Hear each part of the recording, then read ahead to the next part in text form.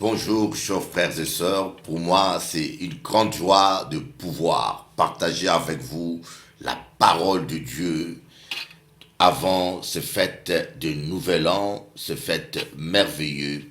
Et j'aimerais vous faire part tous à ceux qui m'aiment, à tous mes fidèles de la CRJC, à tous les pasteurs qui travaillent avec moi, mes vœux de bonheur, mes bénédictions pour la Guadeloupe et la Martinique.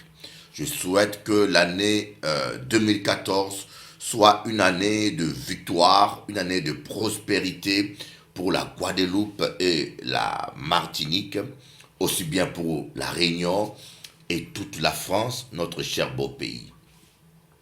Mais aujourd'hui, j'aimerais partager avec vous quelque chose qui va vous donner, vous booster pour entamer cette année 2011, 2014 plutôt, d'une manière efficace. D'après ce que j'ai ressenti dans l'esprit, pour moi personnellement et pour la CRJC, l'année 2014, nous la baptisons année d'excellence. Année d'excellence, parce que nous voulons vivre l'excellence. Nous disons assez avec la médiocrité. Nous voulons que tout ce que nous faisons pour Dieu soit fait avec excellence. Nous voulons que tout ce que nous sommes soit excellent parce que notre Dieu est un Dieu d'excellence. Quand la Bible dit que Dieu a vu que tout ce qu'il a créé était bon, et en d'autres termes, on aurait pu dire que Dieu a vu que tout ce qu'il a créé était excellent. Quelque chose qui est excellent, c'est quelque chose qui est au mieux. Et servir Dieu avec excellence, et vivre l'excellence, on peut vivre l'excellence dans la mesure où on a une relation excellente avec Dieu, et dans la mesure où on sert Dieu avec excellence. Vous ne pourrez pas vivre l'excellence sans que votre communion avec Dieu soit excellente. C'est ce que voulait exprimer notre cher ami et l'apôtre Jean quand il disait Bien-aimé, je désire que tu prospères en tout comme prospère ton âme. C'est-à-dire que quand votre âme vit l'excellence, votre âme est dans un état excellent, cette excellence intérieure va se manifester autour de vous. Croyez-moi, Dieu a quelque chose de bon pour toi. Vous me direz, mais Bishop Eli, Biton dit c'est bien. Yo ka dit bien, on ka prononcer belles paroles là, mais ou pas connaître la situation, moi. Ou pas connaître la difficulté que moi ka traversé. Mais moi ka du bouga, moi pas ni besoin de connaître le problème à où. Moi, savent qui bon Dieu ou teni. Je sais quel Dieu tu as. Je n'ai pas besoin de connaître ton problème. Ça ne m'intéresse pas. Mais ce qui m'intéresse, c'est que je sais que tu as un Dieu qui est tout capable, devant qui rien n'est impossible. Et ce matin, j'aimerais te dire que tu peux vivre tes rêves. C'est toujours possible et c'est encore possible. Tu peux vivre tes rêves et expérimenter la gloire de Dieu d'une manière inimaginable. Car avec Dieu, Jésus-Christ dit, tout est possible à celui qui croit. Mais avant de continuer, j'aimerais lire avec vous un texte biblique qui vient affirmer tout ce que je vous dis. Dans Jérémie chapitre 29, le verset 11. Jérémie chapitre 29, le verset 11. Car je connais les projets que je formais sur vous, dit l'Éternel, projets de paix et non de malheur, afin de vous donner un avenir et de l'espérance. Donc Dieu te dit aujourd'hui, et j'aimerais que tu puisses t'approprier personnellement ce verset. Vous voyez, lorsque vous êtes malade, vous prenez des médicaments et vous vous appropriez ces médicaments. Vous prenez les comprimés, vous les avalez.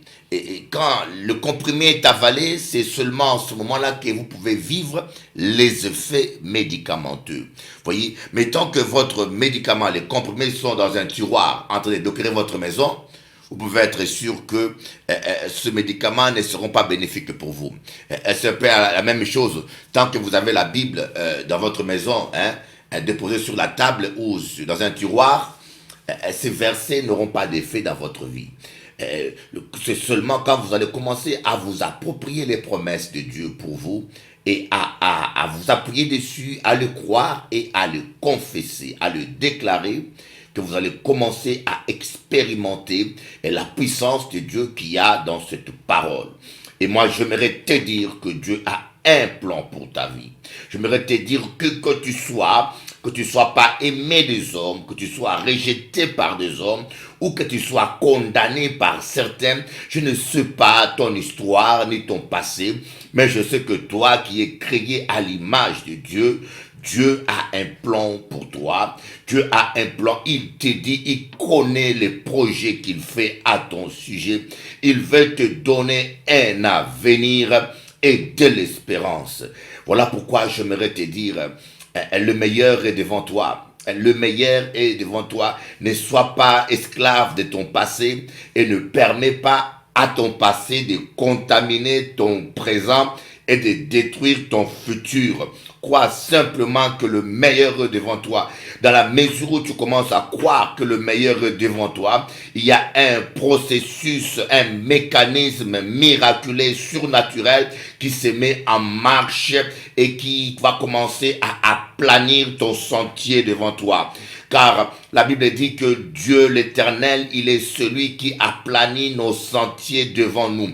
Il aplanit le sentier comment? Dans la mesure où nous nous appuyons sur sa parole et nous croyons en sa parole. Mais l'année 2014, je souhaite qu'elle soit pour toi une année d'excellence. Pour la Guadeloupe, pour la Martinique, pour la Réunion, pour Paris, pour tous les membres de la CRJC et de onction.com. Qu'elle soit une année d'excellence. Mais j'aimerais vous parler, vous donner quelques conseils, vous parler des 4 points principaux, importants, indispensables pour que vous devez savoir pour faire de l'année 2014 la plus excellente. Vous voyez, le parole seul ne mène à rien. Nous avons vu des gens qui lancent des slogans de parole seule sans effet. J'ai vu des chrétiens qui ont crié Paris à nous et ils sont morts et Paris n'a jamais été à eux. J'ai vu des chrétiens en train de crier bientôt le réveil, bientôt le réveil. Vous savez, des paroles non suivies, des décisions et des dispositions ne portent pas d'effet. Voyez, si vous voulez être un chrétien rentable, vous devez être discipliné. Vous voyez, sans la discipline, il n'y a pas de disciples. Vous devez discipliner votre vie pour permettre au Saint-Esprit de se glorifier, de manifester la gloire de Jésus-Christ dans votre vie.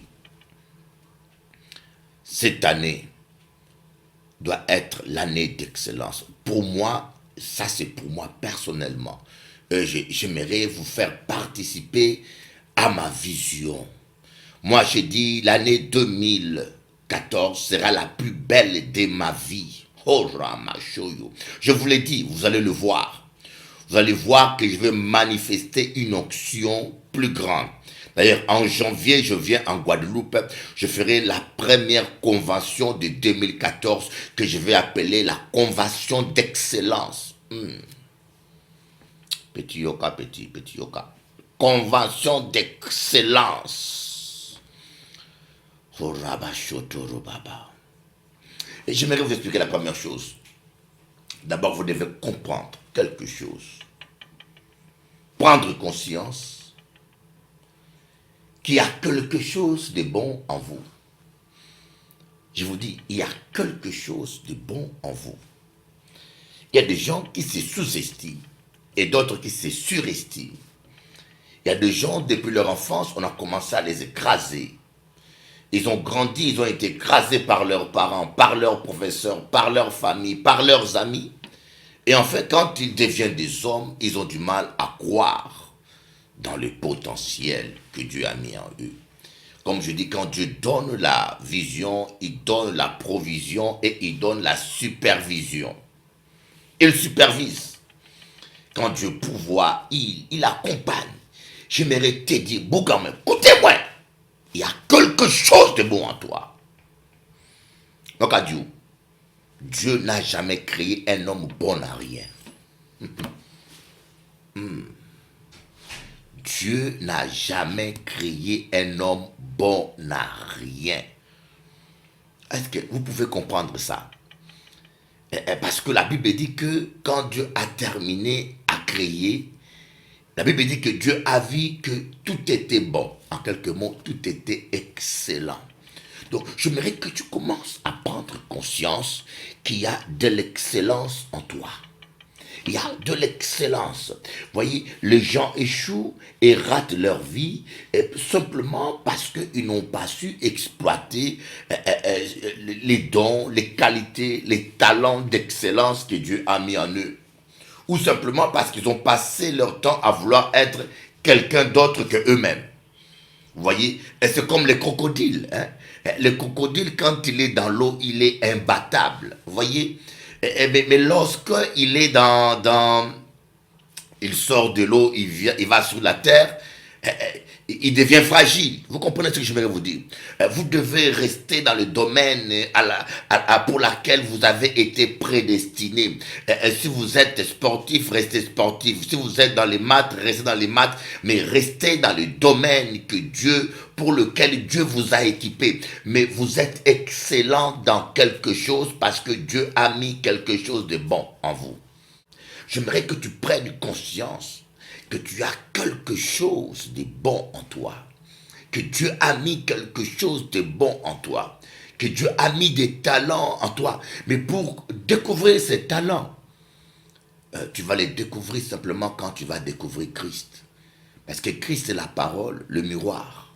Quand Christ va te révéler, quand tu vas découvrir Christ et ta vraie identité, le Saint-Esprit t'aidera à découvrir ce que Dieu a mis en toi. Amen. Parce que vous ne pourrez pas aller au combat ni oser faire quelque chose si vous ne croyez même pas en vous-même. Si vous ne croyez même pas à ce que Dieu a mis en vous. Commencez par prendre conscience que vous ne valez pas ce que les gens pensent de vous, que vous ne valez pas ce que les gens disent de vous, mais que vous valez ce que la parole de Dieu dit de vous. Vous êtes une belle créature de Dieu et vous êtes capable. Que vous puissiez dire avec moi, comme l'apôtre Paul a dit, je puis tout par celui qui me fortifie. Voyez, je puis tout. Ça ne veut pas dire que je peux tout faire, non. Je puis tout dans ce que Dieu m'appelle à faire. Voyez, si Dieu m'appelle à faire quelque chose et il me fortifie dans cet appel-là, je sais que je réussirai. Alors, quoi que ce soit, je n'hésite pas, je vais simplement faire confiance à Dieu. Et la deuxième chose que j'aimerais vous dire, pour que cette année soit excellente, qu'elle soit vraiment la plus belle de votre vie, soyez le plus proche de Dieu. Plus proche de Dieu veut dire plus de sainteté. Et ce qui est regrettable dans nos églises aujourd'hui, on ne prêche plus la sainteté. Malheureusement, beaucoup de prédicateurs, le message sur la sainteté n'est plus accepté, n'est plus à la mode. Aujourd'hui, c'est la prospérité, la victoire. Je crois à ces choses, mais je crois que sans la sainteté, nous perdons tous le temps. Voyez, vous pouvez faire tout ce que vous voulez et prêcher tout ce que vous voulez, mais sans la sainteté, personne ne verra la gloire de Dieu. Si vous voulez que cette année soit l'année excellente, soyez le plus proche de Dieu. Soyez le plus proche de Dieu. Rapprochez-vous plus de Dieu. Un peu plus de sainteté. Et la présence de Dieu sera manifeste. La compagnie de Dieu, vous serez amis du Saint-Esprit, qui est l'Esprit Saint. Alléluia. Et la troisième chose que j'aimerais vous dire, que cette année 2014 soit l'année de prière. Que vous puissiez prier comme vous n'avez jamais prié. Si hier vous priez 1 heure le matin, aujourd'hui priez 2 heures. Si hier vous priez 3 heures, maintenant commencez à prier 3h30. Si avant vous priez 4 heures, maintenant commencez à prier 5 heures. Pourquoi je vous dis ça? Parce que l'apôtre Paul a dit à Timothée, il faut que tes progrès soient évidents. Il y a des gens qui disent je progresse, mais leur progrès est fictif. Il faut que tes progrès soient évidents, donc mis à l'évidence. Essayez de consacrer plus de temps dans la prière. Essayez de consacrer plus de temps dans la prière. Malheureusement, nous avons un courant des chrétiens qui ne croient pas à la puissance de la prière. Il y a beaucoup de chrétiens qui ne croient plus, dont un certain mouvement d'une secte branhamiste qui disent à quoi sert de prier, avant qu'on prie, Dieu sait de quoi nous avons besoin. Mais si Jésus, le Fils de Dieu, qui était sans péché, a prié, parce qu'il en avait besoin, il a dit tel qu'il a marché, tel que nous devons marcher. Jésus priait toute la nuit. Et Jésus, le Fils de Dieu, avait besoin de prier pour remporter la victoire. Il avait comme coutume, et c'est la coutume, la seule coutume dont nous parle la Bible de Jésus-Christ, c'était la prière. Il priait comme à sa coutume. Il s'isolait. Vous savez, il y a des gens qui n'ont que un style de prière, une vie de prière communautaire. Il y a des gens qui prient, mais seulement dans l'église. Il y en a qui prient seulement quand ils sont à 2 à 3. Mais Jésus, il avait un style de prière. Il priait avec la foule, il priait avec les disciples, il priait avec les 3 leaders, Pierre, Paul et Jacques, et des fois, et souvent, il s'isole seul et pour prier seul. Apprenez à mener une vie de prière seul. Et il faut que vos progrès soient évidents. Alors il faut que tu décides que cette année 2014 soit l'année où tu vas prier plus que les années passées, comme jamais dans ta vie. Amen. Alors, 5e point, je crois que c'est 4e ou 5e point, que j'aimerais vous dire, c'est méditer et lire la parole de Dieu plus que comme avant. Passez le temps à lire et à méditer la parole de Dieu, car la Bible dit que l'homme ne se nourrira pas seulement de pain, mais de toute parole qui sort de la bouche de Dieu. Vous savez, j'ai constaté que la plupart des chrétiens lisent la parole, mais il y en a peu qui la méditent. C'est ça le problème. Nous lisons beaucoup la Bible, et nous lisons. Lire, c'est prendre connaissance visuelle des textes. C'est ça lire. Mais méditer, on peut lire toute la Bible en une journée. On peut lire toute la Bible en 3 jours. Mais méditer, c'est impossible. C'est toute la vie. On va méditer la Bible et on va continuer à la méditer. Méditer, c'est prendre le temps de peser la parole de Dieu. Ce verset-là, en quoi je peux l'appliquer dans ma vie? En quoi je suis concerné? Méditer, c'est prendre un passage, un verset biblique, c'est poser des questions, aller en profondeur et chercher comment appliquer. Vous savez, à l'université, il y a 2 cours. Il y a les mathématiques théoriques et les mathématiques pratiques. Les mathématiques théoriques, c'est des maths pures simplement. Alors que les mathématiques pratiques, on vous donne des mathématiques et on vous montre comment cela est pratique dans la vie de chaque jour. C'est ça un peu. Lire la parole de Dieu, c'est prendre connaissance de la parole de Dieu, mais méditer la parole de Dieu, c'est voir comment on peut la pratiquer dans chaque jour. Et quand nous méditons la parole de Dieu, c'est souvent pendant ce temps-là que la plupart des fois que le Saint-Esprit nous parle. La plupart des fois, le Saint-Esprit nous parle lorsque nous avons l'oreille exercée durant la méditation à écouter sa voix. Et je peux vous le dire, étant qu'homme de Dieu, la plupart des fois le Saint-Esprit nous parle quand nous méditons la parole de Dieu. Et le dernier point que je vais terminer là, c'est prendre des bonnes dispositions. Amen. Par exemple, aux hommes mariés, il suffit de dire maintenant, je décide, l'année 2014, c'est moi qui passera toujours la serpillière chez moi à la maison. Et je crois que ça va plaire beaucoup aux femmes seules, aux femmes mariées. Hein? Voyez, vous voulez que votre couple aille mieux. Vous voulez que votre couple aille mieux. Votre couple aille mieux. Il suffit de prendre des décisions. Que cette année, je ferai ceci. Prenez des bonnes dispositions et tenez-vous-y. Soyez disciplinés. Parce que l'année ne sera pas excellente simplement en les déclarant par des slogans. Moi, j'ai vu des gens, chaque année qui changent, ils donnent un titre à l'année, mais ils sont toujours aussi médiocres. Ça fait 10 ans qu'ils sont chrétiens. Il n'y a aucun changement. Année de lumière. Il y en a qui ont dit l'année 2013, l'année de lumière, mais ils ont été tellement ténébreux qu'ils ont commencé dans le ténèbre, ils ont terminé dans le ténèbre avec la lumière dans la bouche.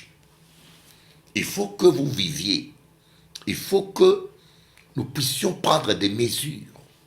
Tu dis, cette année, par exemple, ce mois, tu feras ça. Cette année, je ferai ceci. Cette année, je prends telle disposition. Tu l'écris. Par exemple, moi, j'ai dit, l'année 2014, je vais jeûner toute l'année. Aux légumes. Peut-être que je mangerai la viande que le soir. Mais toute la journée, je prends que des légumes. Si j'ai la force, même le soir, je prends que des légumes. Je dis bien, toute l'année. Et je suis déterminé. Petit moto, mon commande, moto petit. Le feu, le feu. Je veux le feu. Je suis prêt à payer le prix. Même si cela coûtera ma santé, ma vie, je veux le feu. Je ne veux pas terminer comme certains. Mourir et ne pas vivre le réveil que nous attendons tôt. Tant. Je veux Paris pour Dieu. Je veux Guadeloupe secouée encore. Vous savez que ce Dieu m'avait utilisé pour apporter le réveil en Guadeloupe. Mais je veux encore que maintenant qu'il y ait encore une deuxième vague plus grande que la première. Je veux que la Réunion soit pour Jésus. La Réunion. Je vous dis, les Réunionnais, écoutez, je ne quitterai jamais la Réunion et c'est fini pour vous. Je ne quitterai jamais. Le diable est mal barré là-bas. Au nom de Jésus. Paris, c'est pour Jésus. Paris, c'est pour Jésus. L'année 2014, nous serons 2000 à Paris. J'ai décidé ça. J'ai demandé 2000 membres à Paris. Voilà pourquoi je me suis dit, toute l'année, je veux jeûner toute l'année. Je dis bien toute l'année. Je vous aime.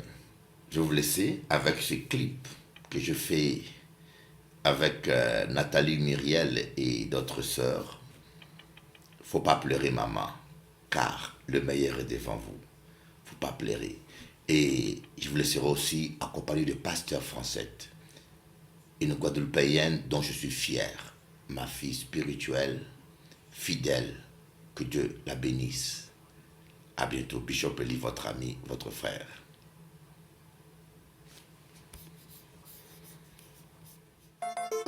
Venez à moi, vous tous qui êtes fatigués et chargés, et je vous donnerai du repos.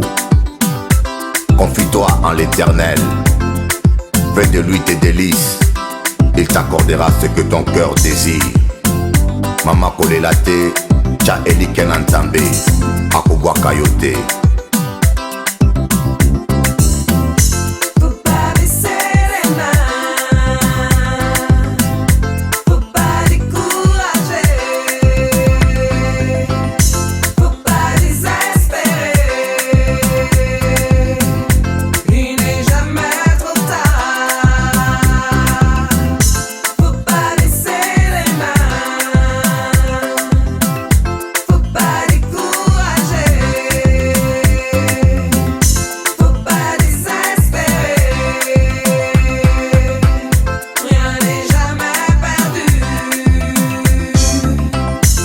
Inquiétez de rien, mais en toute chose, par la prière et la supplication, avec des actions de grâce, faites connaître à Dieu vos demandes.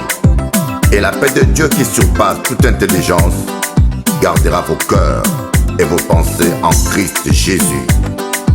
Mets ta foi en Dieu. Cha Eli Kenakolo, attendez-le, okomona nguya na Nzambe.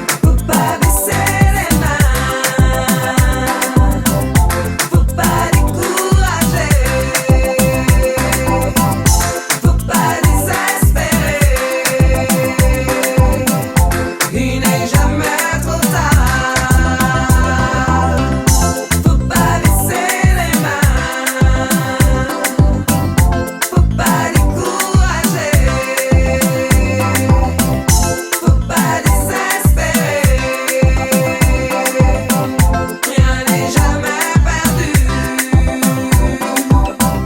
ata bakoseka biso mama likambo te ntango na yo ekoya nzambe aza na bomoi mokolo ezali bakondimake nzambe alingi yo bakondimake nzambe apona yo tia kaka motema na kolo.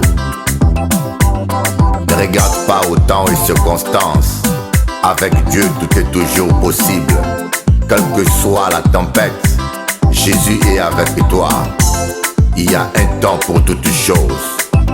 Ton rédempteur est vivant et tu verras la gloire de Dieu.